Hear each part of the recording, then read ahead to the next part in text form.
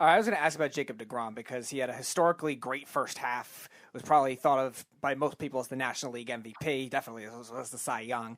And then he opted not to pitch. Best pitcher in baseball. He opted not to pitch in July right before the All-Star break because he wanted to pitch in the All-Star game. Then he had another injury, so he didn't even pitch in the All-Star game. And then we never saw him in the second half of the season. Do you think that was mostly him inflicted? Do you think there was front office management potential that might have gotten in his way?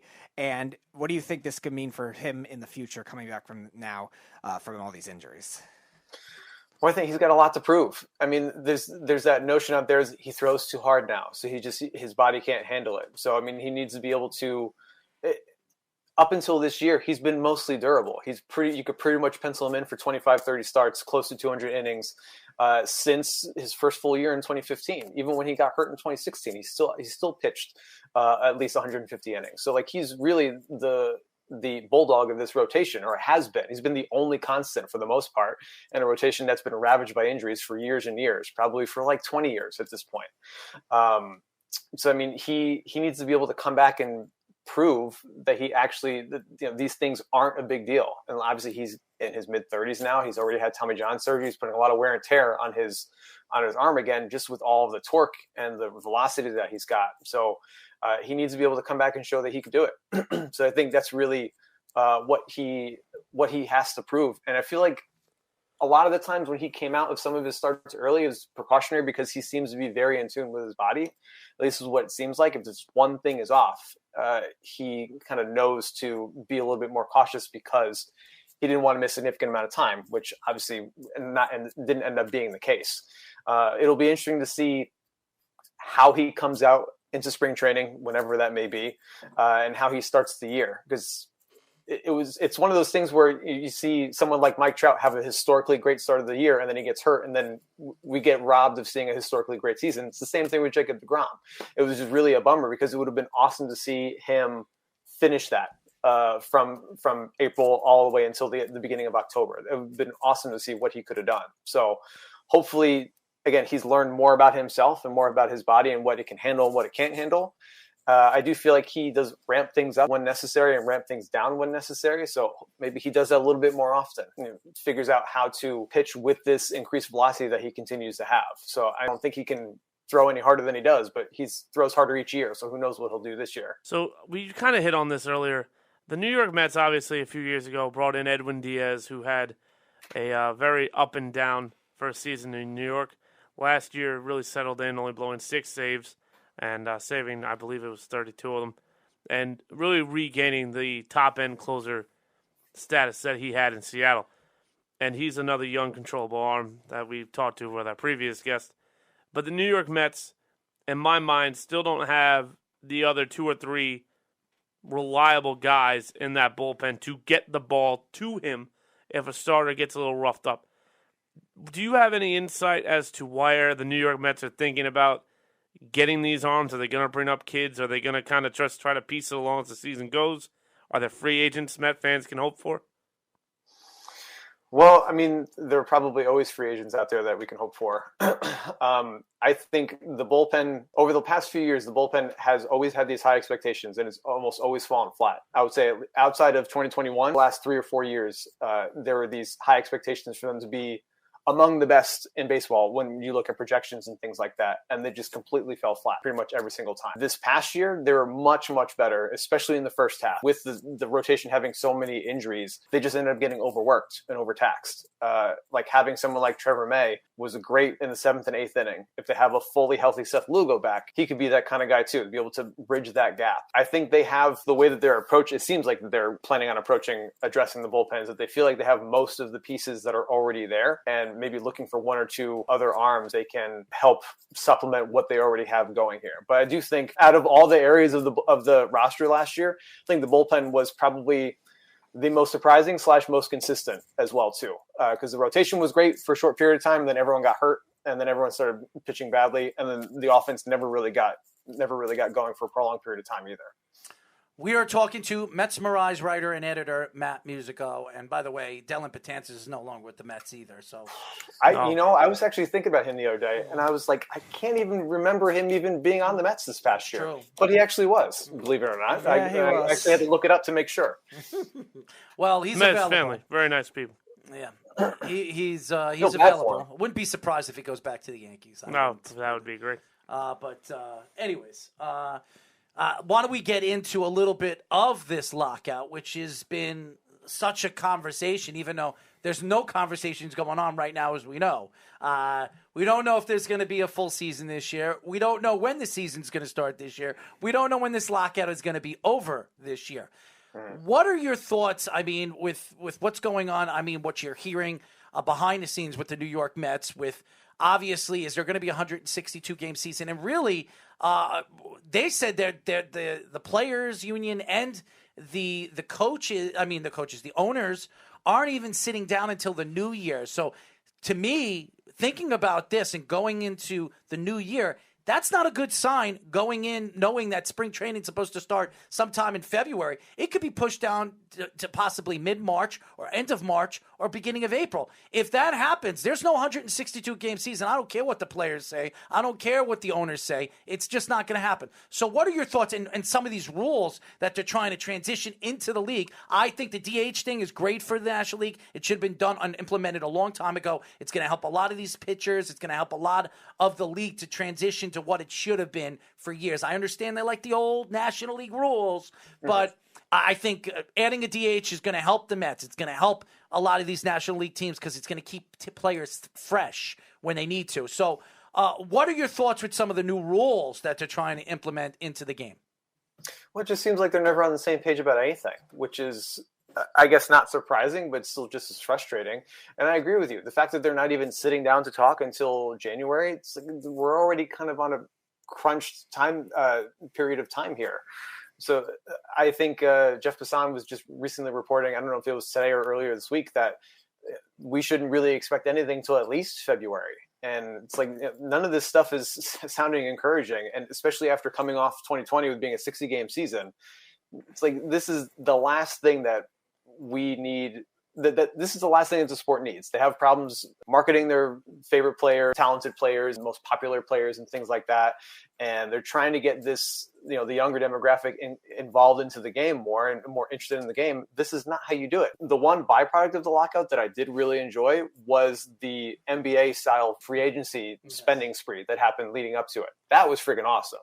And I think that's something that should happen every single year. They should have some kind of free agency deadline because that was a lot of fun.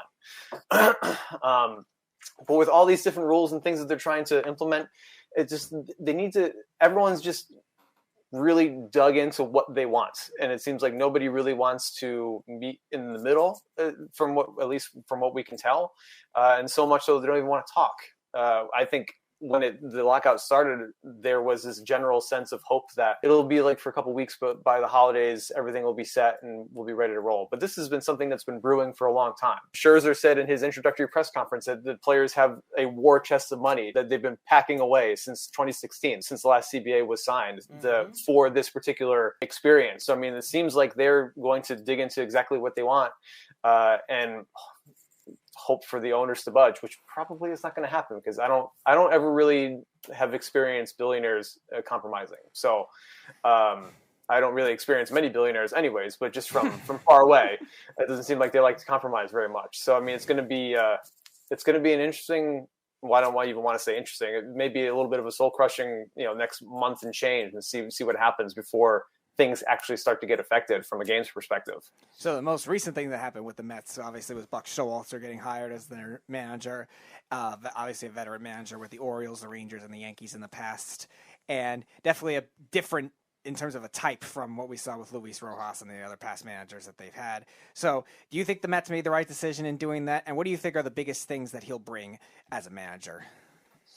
Whether it was him or someone else, they needed someone who'd been there before. Not necessarily in New York, but just someone who's been a manager before. Not as if first-timers cannot be great managers, because we see it happen all the time.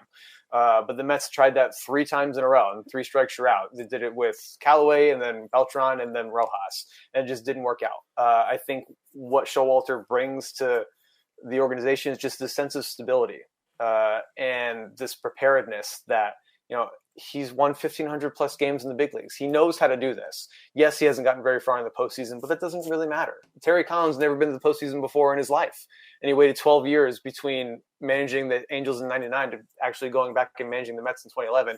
And he made it to the World Series. So, I think the fact that they have someone that's been there before, and Buck has had this, I was actually looking at this today for an article that's going to go up tomorrow at Metsmerize.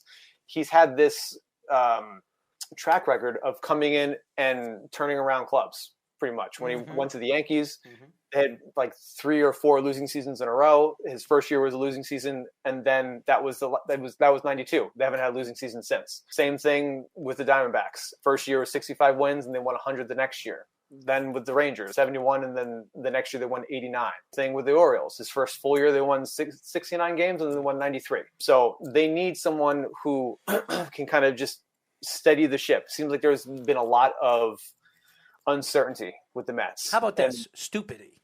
It's not stupidity. There's no word for it. It's just stupidity. That's the Mets for when it comes to management. I think Buck is the perfect fit for the Mets because I think he's going to take them to that next level. And maybe Buck's never won a championship. Maybe Buck wins a championship with the Mets. I would love to see it. And I'm the born again Mets fan. No, I'm not. I love Buck. I've always loved Buck.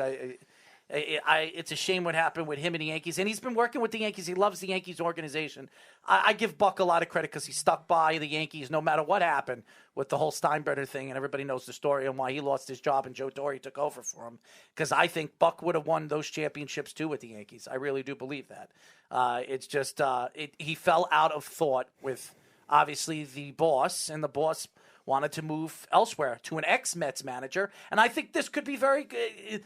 I said it in the beginning of the show. I know you weren't listening, or maybe you were, Matt. I said that what makes this so interesting is the Yankees brought in an ex-Met coach, a Met manager, and then they started winning championship after championship after championship right away. Maybe the opposite thing happens to the Mets. He goes to the Mets, ex-Yankee manager, and he wins a championship or two with this Met team. So I know that's safe thought, and that's what Met fans want to hear. But I think Buck is a perfect person for this team, this young team. He works very good with young players and veterans. So I love out of all the moves that they made in this offseason, Buck Showalter was, I believe, the best move they made in the whole offseason. Yeah, they need someone to steer the ship, and he was certainly, it seems as if, the perfect fit for that particular job. And so I'm excited to watch him do his thing on a daily basis too, just because it's something that Mets fans haven't really seen in a long time. His experience with dealing with guys on a daily basis, dealing with the bullpen, like I'm sure everyone has a problem with their manager managing the bullpen, but Buck has actually been pretty good at that over the years. It's like one of his calling cards. So being able to see him pull some strings and bring his strategy into the game. I mean, it's gonna be a lot of fun to watch him do his thing and try and get the most out of these guys. And you'll love how angry he gets when he is an emotional person in the dugout. So keep Mr. Met far away. He's gonna work very well with the press too, because I think it'll be really, really funny when a game. The Mets have a terrible game and he goes out and the press asks him silly questions and how angry he gets. He's like, to me, he's like the perfect fit. The guy that's going to kick home plate when he's yelling at an umpire or something like that. Yeah. He's that type of guy. He's Savages in the box. Will he throw the base? Lou Piniella type of guy. Yeah, I was going to say, was he going to throw the base like Lou Piniella? Yeah, he's that type of guy. I think he's going to be really, really, really, really fun to watch because he has no problems yelling at the umpires. He has no problems yelling at his players. He has no problems yelling at the fans if he really wants to yell at them. He is a personality by itself. So you should be excited as a Met fan with Buck coming in.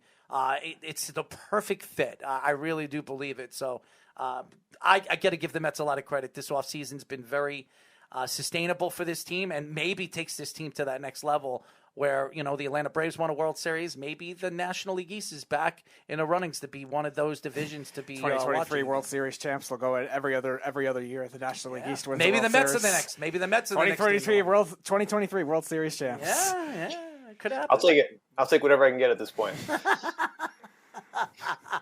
wishful thinking for all the Met fans. So Yeah. I still think I think they're in good shape.